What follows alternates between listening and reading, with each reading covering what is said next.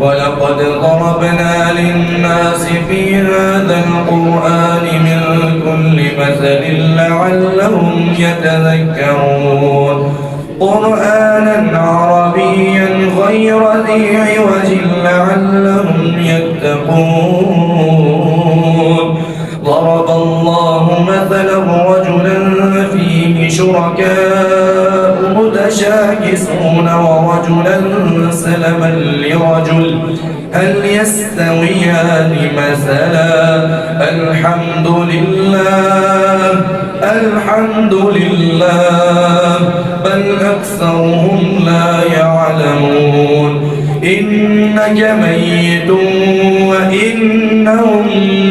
ميتون ثم إنكم يوم القيامة عند ربكم تختصمون